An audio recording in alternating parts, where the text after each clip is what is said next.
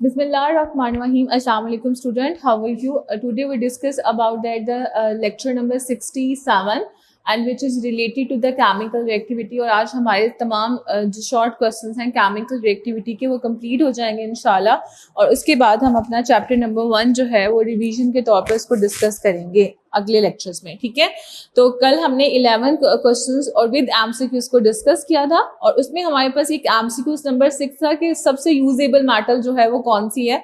तो उसमें हमारे पास ऑप्शन थे मैग्नीशियम, सोडियम, आयरन या फिर कैल्शियम। तो उसमें ना कंफ्यूजन आ रहा था कि सोडियम है या फिर जो है वो आयरन है। तो उसमें जो कंफ्यूजन है वो इंशाल्लाह मैं अगले लेक्चर में आपसे डिस्कस करूंगी विद रीजन के साथ, तो आप उसको करेक्ट कर लीजिएगा। ठीक है, तो अब हम डिस्कस करते हैं अपना, और ये मैं एमसीक्यूज की बात कर रही हूँ। अच्छा, रिमेनिंग एक्सरसाइज, और आज हमने स्टार्ट करना है हमारा क्वेश्चन नंबर 12।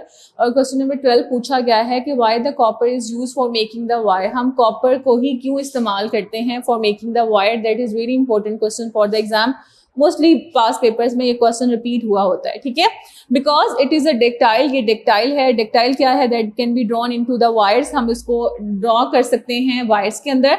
एंड अब जितने भी हमारे पास इलेक्ट्रिकल वायर्स होती हैं वो उसके ऊपर इंसुलेटर लगा होता है, प्लास्टिक की कवर होती है। उस प्लास्टिक कवर के अंदर जो है वो मेटल्स की बनी हुई वायर्स होती हैं। वो कौन सी मेटल होती है? वो कॉपर जो है वो मेटल होती है जो एज अ वायर के तौर पे वर्क करती है। और हम सबको पता है कि metal are the good conductor of heat and electricity, the flow of electrons that, ठीक है, उसके लिए हम इसको इस्तेमाल करते हैं। That is a best metallic metals की बनी हुई conductor of electricity after silver and which is very expensive. अगर हम गोल्ड, सिल्वर एंड प्लाटिनियम के बाद अगर किसी प्रीशियस मेटल्स को डिस्कस करते हैं तो वो कॉपर होगा। गोल्ड एंड सिल्वर प्रीशियस है ही, उसके बाद प्लाटिनियम भी बहुत इन है। ठीक है, लेकिन उसके बाद फिर जो है वो उसके बाद कॉपर, सिल्वर एंड गोल्ड के बाद अगर हमारे पास कोई हमारे पास गोल्ड, सिल्वर एंड प्लैटिनम के बाद अगर कोई प्रीशियस मेटल आती है वो है कॉपर। ठीक है, दैट रीजन हम कॉपर को इस्तेमाल करते हैं फॉर मेकिंग द वायर। ठीक है, और ये इसकी मेजर रीजन जो है वो ये है कि ये डेक्टाइल है। ठीक है, इसकी एडिक्टिविटी की वजह से जो है हम इसको जो है वो एज अ कॉपर जो को यूज करते हैं फॉर मेकिंग द वायर्स। ठीक है, उसके बाद है what is the trend of variations in densities of the alkali metals। हमने variations का मतलब होता है बहुत सारी changing जो है वो trend चल रहा है। अब trend की जब हम बात करते हैं तो in periodic table we have a 2 type of trend, periods and groups. ठीक है, ग्रुप और पीरियड्स को हम डिस्कस करते हैं पीरियोडिक टेबल में ट्रेंड की फॉर्म में। अच्छा, उसके बाद हमारे पास वेरिएशंस क्या आ जाती हैं डेंसिटी के अंदर। अच्छा, अब सबसे पहले ना हम इसको क्लियर कर देते हैं। अब डेंसिटी बेसिकली क्या है? The mass per unit air. हमारे पास जो है मास पर यूनिट वॉल्यूम, कि हमारे पास अगर जो मास होगा, वेट होगा, वो पर यूनिट वॉल्यूम होगा, वो क्या कहलाएगा? डेंसिटी कहलाएगा। सबसे पहले तो आपको ये पता होना चाहिए। ठीक है, डेंसिटी क्या है। And second thing is that greater the volume, अगर वॉल्यूम बड़ा होगा तो smaller will be the density. अब फॉर एग्जाम्पल यहाँ पे मैंने एग्जाम्पल ये ईंट है। ठीक है, और ये जो है वो आयरन की शीट है। अगर आप इसको ऐसे देख रहे हो तो इसका वॉल्यूम कम है और इसका वॉल्यूम ज्यादा है, लेकिन अगर हम इसके वेट की बात करेंगे, ईंट का वेट ज्यादा होगा as compare to this iron sheet. तो इसलिए ये पहली बात क्लियर होगी कि ग्रेटर द वॉल्यूम, अगर वॉल्यूम ग्रेटर होगा, smaller will be the density, तो उसकी डेंसिटी जो है वो क्या होगी? स्मॉलर होगी। When we move from top to bottom in a group, अगर हम टॉप टू बॉटम ग्रुप में जाते हैं, the increase the nuclear mass of the alkali metals. जैसे फॉर एग्जाम्पल हम बात करते हैं लिथियम की। लिथियम का एटॉमिक नंबर है 3। ठीक है, 1 and 2 उसके साथ कम्बिनेट करेगा कि हमारे पास जो है वो जो है टोटल जो हमारे पास उसके पास जो उसका जो मास है वो 3 है। उसके बाद हम सोडियम पे आ जाते हैं। सोडियम का 11 है। अब 3 और 11 को जब हम कंपेयर करेंगे तो जाहिर सी बात है 11 जो है वो ज्यादा उसका मास होगा as compare to the lithium. फिर उसके बाद पोटाशियम और अगर हम सोडियम को कंपेयर करेंगे तो सोडियम कम हो जाएगा और पोटाशियम ज्यादा हो जाएगा, क्योंकि पोटाशियम का एटॉमिक नंबर है 19 और सोडियम का है कितना? 11। सो दैट उसके बाद वो कहते हैं कि भी अगर हमारे पास न्यूक्लियर मास ऑफ अल्कली जो है, अब न्यूक्लियर चार्ज की जो जब हम बात कर रहे हैं, that is controlled by the number of proton and neutron which is present in the nucleus. अगर हम न्यूक्लियर मास की बात करते हैं, कितने नंबर ऑफ प्रोटॉन है और कितने नंबर ऑफ जो है वो प्रोटॉन एंड न्यूट्रॉन्स है उनको, जैसे हम कहें कार्बन के पास 6 हैं तो 6 ही प्रोटॉन होंगे और 6 ही न्यूट्रॉन होंगे। ठीक है, तो ये उसका न्यूक्लियर मास होगा। ठीक है, उसके बाद है it's greater then increase in their atomic size. अब जाहिर सी बात है जब हमारे पास nuclear mass of alkali metal greater होगा तो then increase in their atomic size, उसका एटॉमिक साइज भी जो है वो इंक्रीज करेगा। The density of alkali metal increase from top to bottom in a group. अब हम अल्कली मेटल्स को जरा तरतीब दें पहले है लिथियम, फिर है sodium, then potassium, rubidium, caesium, francium, और इसके बाद अगर हम इनके एटॉमिक नंबर्स की बात करते हैं तो नंबर इंक्रीज कर रहे हैं, और जैसे जैसे नंबर इंक्रीज करते जा रहे हैं वैसे वैसे जो है वो हमारे पास वेरिएशन जो है वो क्या करी है, ग्रुप के अंदर क्या करी है, इंक्रीज करी है। आई होप आपने इस कॉन्सेप्ट को अंडरस्टैंड किया होगा। अगला question also related to the copper metal से ही रिलेटेड दिया गया है। क्वेश्चन है कि which metal is use for metal work, कौन सी मेटल को हम मेटल वर्क के तौर पे इस्तेमाल करते हैं, तो कॉपर को ही इस्तेमाल करते हैं। Copper metal is use as metal work, हम और इट इज इजिली यूजेबल, मतलब आसानी से हम इसको इस्तेमाल कर सकते हैं। और इसकी रीजन क्या है कि हम इसको ही क्यों इस्तेमाल करते हैं, तो एक तो वो अट्रैक्टिव है, पुरकशिश है, उसकी अट्रैक्शन बहुत, उसकी जो अपीयरेंस है वो बहुत ज्यादा अट्रैक्टिव है, और दूसरा जो है वो रस्ट से जो है वो रेजिस्टेंस रखती है, मतलब कि उसके ऊपर बहुत जल्दी जंग नहीं लगेगा। अगर हम आयरन, अगर पिछले हम लेक्चर्स में हम आयरन के ऊपर कॉपर, निकल, क्रोमियम इन सब की प्लेटिंग पढ़ के आए हैं, तो वो इसकी रीजन ही यही है कि उसको मोर अट्रैक्टिव, मोर यूजेबल, मोर रिलायबल बनाने के लिए हम जो है वो इस तरह की कोटिंग्स करते हैं। इसलिए कॉपर जो है वो इसलिए ज्यादा यूजेबल मेटल है बिकॉज जो है वो ज्यादा इजिली वर्केबल है, and second thing is that very attractive appearance देती है, और दूसरा रस्टिंग ऑफ आयरन से जो है वो क्या करती है, प्रोटेक्ट रखती है, मतलब रस्ट से जो है वो रेजिस्टेंस रखती है। उसके बाद वेरी इंपॉर्टेंट क्वेश्चन कि हमारे पास ऐसा क्या है कि magnesium is harder than the sodium. अगर हम सोडियम मैग्नीशियम की बात करते हैं तो मैग्नीशियम इज 12 इलेक्ट्रॉन्स, ठीक है, ओवरऑल 12 एटॉमिक नंबर है, और सोडियम का जो है वो क्या है, 11 है। हार्डनेस ऑफ मेटल, अब ये बात बहुत इंपॉर्टेंट है, जब हम मेटल्स की हार्डनेस की बात करते हैं तो वो किसके ऊपर डिपेंड करती है, और ये वाइवा के अंदर क्वेश्चन पूछा जाता है।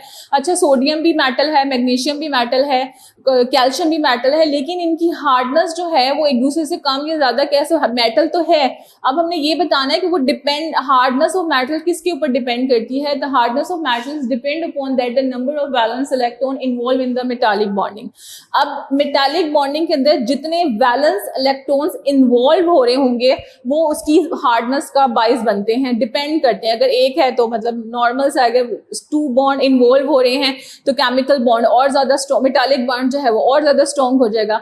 उन्होंने सिंपल बताया है कि the hardness of metals depend upon the number of valence electrons involve in the metallic bonding, greater is the number of electron, जितने नंबर इन्वॉल्व होंगे इन द मेटालिक बॉन्ड के अंदर, stronger will be the bond, उतना ही ज्यादा जो है वो bond जो है वो क्या होगा, स्ट्रॉन्ग होगा।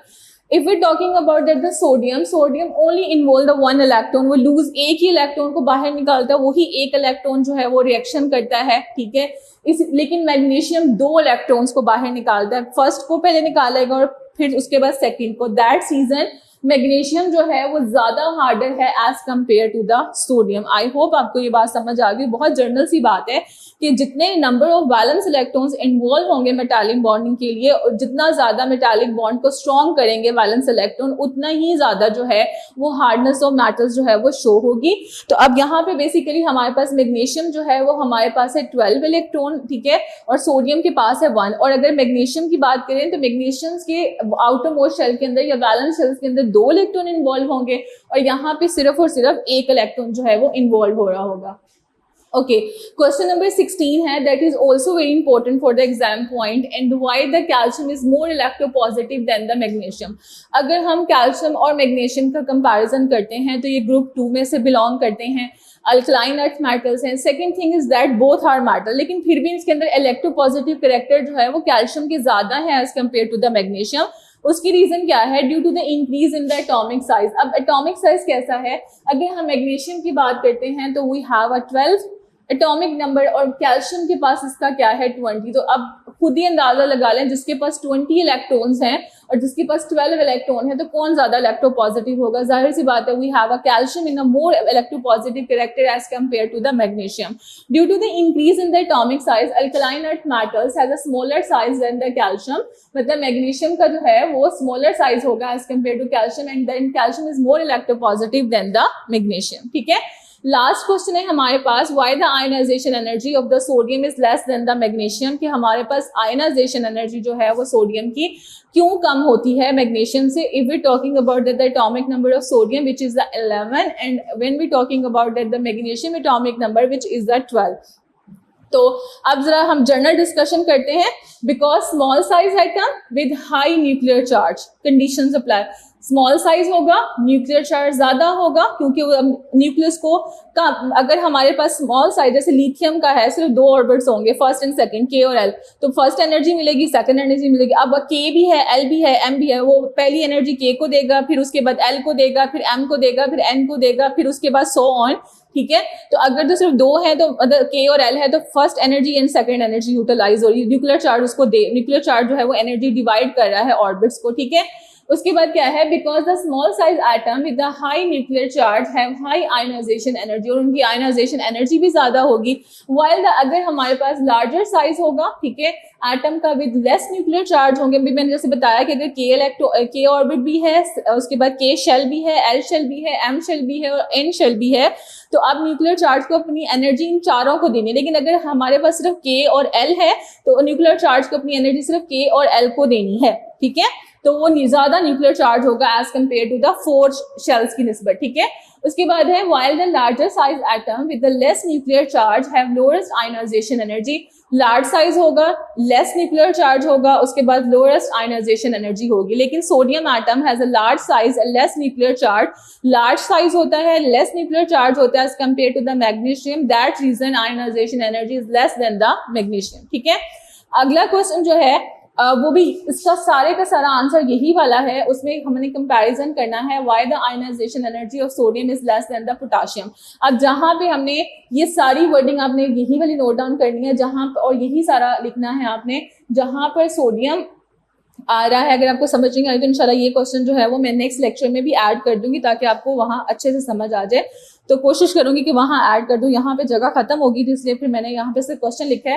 तो उसमें यही रीजन आती है जो हमने ऊपर वाले क्वेश्चन में पढ़ी है। अगर स्मॉल साइज आइटम है विद हाई न्यूक्लियर चार्ज, है हाई आयनाइजेशन एनर्जी, उसके बाद हमने कंपैरिजन करना है पोटेशियम के साथ, क्योंकि पोटेशियम का एटॉमिक नंबर है 19 और सोडियम वही वाला है जो हम ऊपर मैग्नीशियम के साथ कंपैरिजन करके आएंगे। आज आपकी ये चैप्टर नंबर 8 की एक्सरसाइज भी कंप्लीट होगी है, और जो एमसीक्यूज मैंने आपको बताया कि उसके अंदर कंफ्यूजन आ रही है, उसको हम डिस्कस करेंगे अगले लेक्चर में, ताकि आप उसको करेक्ट फॉर्म में अपनी बुक्स के ऊपर हाईलाइट कर लें। तब तक अपना बहुत सारा ख्याल रखिएगा। अल्लाह हाफिज।